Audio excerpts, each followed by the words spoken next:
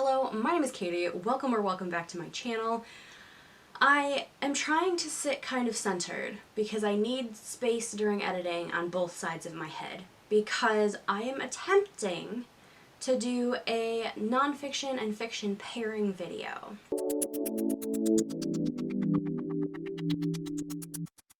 Last year during Nonfiction November there was a tag that I did, and it was, one of the questions had something to do with what content you would like to create surrounding nonfiction. And this was the one thing that I wanted to do, was nonfiction and fiction pairings. I got very nervous, and I wasn't sure if I'd be very good at it, and I'm still not convinced that I have a very good list. Some of these seem a little obvious, a little on the nose, if you will. But this is my first shot at it, and I hope you guys get some enjoyment out of these anyway. The general idea behind this is that I have a nonfiction book and a fiction book that I think would go well if they were read together for whatever reason. That's why I have kind of tried to center myself and give myself more space on either side of me, because I was going to put like fiction and nonfiction, or however I end up doing it in editing. So here we go. Let's just dive in, and hopefully this goes well. Okay, so for my first pairing, this is something that I've read really recently, and I immediately had two thoughts while I was reading it. So the fiction book is My Monticello, and I didn't actually write down authors for these, so hopefully I will have the picture up, but then I'll also have all the authors and stuff in the description box. This is a short story collection, kind of. It's about 3 stories. The first 2 are fairly short, the third one is quite long. They all 3 surround race relations, and they're kind of set not exactly in like a far dystopian future, but kind of like an alternate future, like what could happen present day should certain things not align properly, I guess is how I'm gonna explain it. I really enjoyed this. The first story I liked. It was about a college professor. He is a black man, and he has a son, and he tries to set up his life to control various aspects so that this black child grows up in a manner that the society deems is good. His point in doing this is he wants to see if that matters, if that is going to make a difference for him in his adult years, or if he's still going to be plagued with racism, even though he is everything society says a good person should be. It was a little bit rough, but it was a very good story. And then the final story was really what hit home for me, and that was about a woman. Her name is Denisha. She is in college. She has a white boyfriend, and she's more or less been raised by her grandmother since her mother died. The world pretty much goes to hell. The power grid shuts down, terrible weather sweeps through, and basically all of the structures that keep society in their places, that prevent things from tipping into too much ugly, are pretty much gone. And her neighborhood, she lives in like a government housing neighborhood where it's predominantly black. They get raided by a group of white men with weapons, and so she and her grandmother and her white boyfriend and a bunch of other people from the neighborhood manage to escape in this old bus, and she is driving and takes them up to Monticello. She had previously worked at Monticello, and not too long before this, they had discovered that she and her grandmother were in fact descendants of Sally Hemings. So she definitely feels, I don't really know how to describe how she feels about Monticello, because on the one hand it's almost her history and like something that she almost has like a birthright to, but on the other hand she finds Thomas Jefferson to be vile. And then complicating this is the fact that she is in a relationship with a white man, much as Sally Hemings was. And she has a lot of discussion about, well, not discussion, it's mainly going on in her head, but it's confusion about whether or not she should be with a white man. What does that mean for her? What does that mean she is? It was very complex, very nuanced. I enjoyed it a lot. I actually have 2 different nonfiction picks to pair with this, depending on which direction you want to go. If you want to go strictly historical, I think the Hemingses of Monticello would be a great way to go, because you see a lot of similarities between Denisha's life and Sally Hemings' life in terms of their relationships, but there's also similar conversations about what it meant to be a slave and what the slave experience meant on a variety of levels. My other recommendation for this would be Caste, and specifically because I think my Monticello displays a lot of the pillars of caste that Isabel Wilkerson wrote about in this book.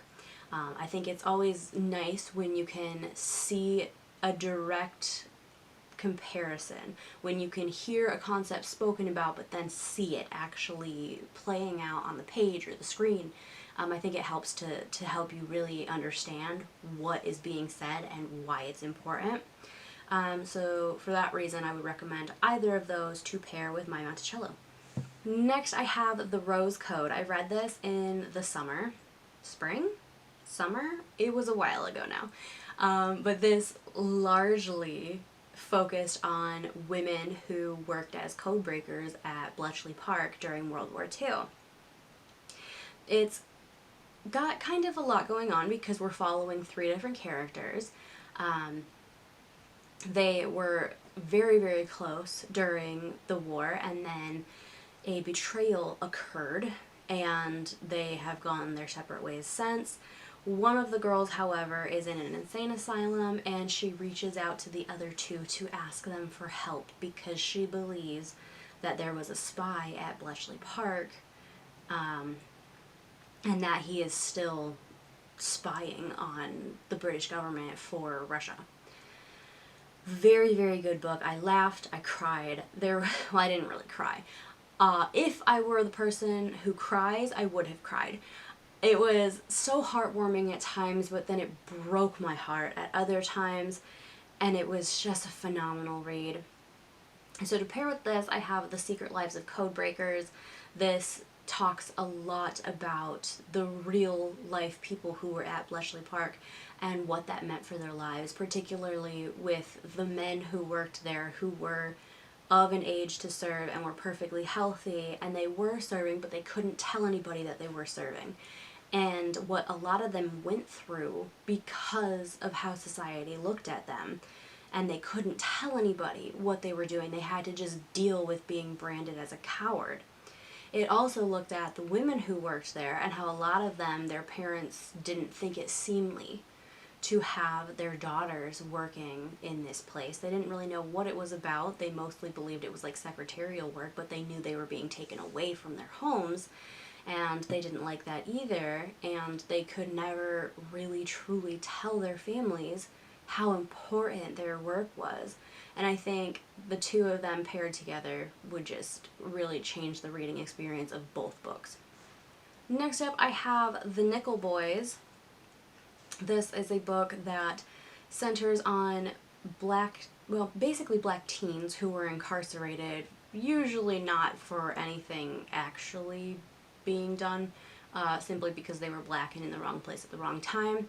And it talks a lot about the abuses that were happening, but it didn't really go into much detail on what was happening. These were not boys that were in prison. They were in, technically, I believe, reform schools is what they were called, yet they were being tortured, and they were killing them and just burying them in the back. They weren't really forthcoming about the cause of death that was happening. They weren't forthcoming about how many boys they were losing. So I think a good pairing for this would be Devil in the Grove This tells the true life story of these men in Florida, and they were accused of raping a white woman, and they did not do it.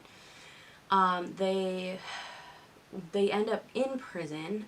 The methods that the sheriff and his deputies use to force confessions out of them was truly horrifying. And I think reading the two together, I think you get a much greater sense of the horrors that were taking place at this reform school than you do if you just read the Nickel Boys on its own. Next, I have the Dictionary of Lost Words. I read this quite recently. I loved every second of this. Our main character is Esme. We follow her from the time she is a small child. Her mother has died. Her father takes her to work with him. He just happens to work with a group of men who are creating the Oxford English Dictionary. When she is a small child, she starts collecting words that have been discarded. And as she grows, she branches out and starts collecting words from more and more places, particularly words that are used among the poor or women. These are words that aren't considered worthy of the dictionary because they're not in print or they're too lowbrow. And the feminist aspects of this were phenomenal for me. And then I really just liked Esme as a character. I also thought the author did a really good job at making you feel like you were in that time and place. It felt true to the history. She used as much as she could of real events and then just wove her fictional characters into it. And I really thought it worked out beautifully. I think a good pairing for this would be Word by Word, The Secret Lives of Dictionaries. I read this book last year for Nonfiction November, and the author works as a lexicographer. I believe she works for the Merriam-Webster Dictionary. It doesn't matter. But I just thought it was so interesting when I was reading the Dictionary of Lost Words and how they compiled words and the things that they had to do to create definitions. I was reminded so much of the things that Kory Stamper wrote in Word by Word. And I just think they would make a great pairing. The last one on my list, I have The Little Stranger by Sarah Waters. This is a gothic story. There's this doctor who comes to this manor house. This is post World War I believe. Maybe I think it's World War I. And he goes there to treat a servant. But while he's there, he realizes that the son, so he's actually kind of like lord of the manor now because their father has died. He is not doing so well. He was injured during the war, and this doctor ends up there a lot. More than you would initially think, because he wants to help. He wants to help this man. He has always been a little bit obsessed with this place. Since he was a child, his mom used to work there, and he remembers it from his childhood days. And while he's there, they start thinking that perhaps there is a ghost in the house. It's a story of a haunting. I was thoroughly gripped by this story because I enjoy things that center on grand houses. You all know this. I enjoy gothic. I enjoyed the character interactions in this. And I enjoyed that there was kind of a mystery aspect with the haunting. For that reason, I have paired it with The Secret Rooms. This is a true gothic mystery. The author, Catherine Bailey, was at I believe it was the 9th Duke of Rutland. She wasn't actually initially looking into him.